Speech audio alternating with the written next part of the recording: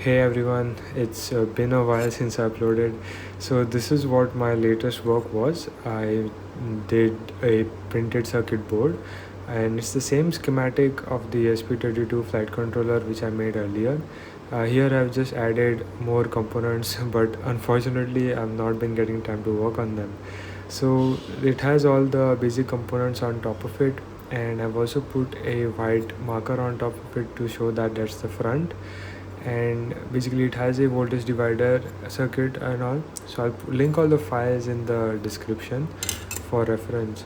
So this is what it looks like when you are connected it. So as of now I put just the MPU 6050 and rest are the same components.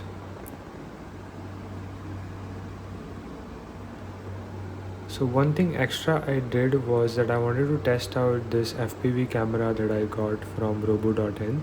So I had to take a video transmitter and a 1200 TV lines ka camera. So I'll show you how it flies with the camera and I'll show you the recording of the same. So that is a very simple connection is there, and this transmitter will then send data to a receiver which is connected to the laptop. So I've connected it to the power supply of the drone itself, and the feed is quite clear. It's not the best quality, but it is something. So I'll just show you. I've kept a Lord Ganesha idle and the FlySky transmitter. So this is the receiver that I was telling you about.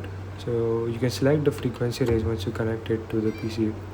So the feed is quite clear, not the best, but it is satisfactory for the cost.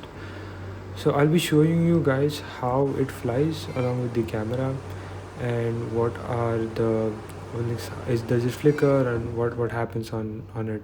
So stay tuned.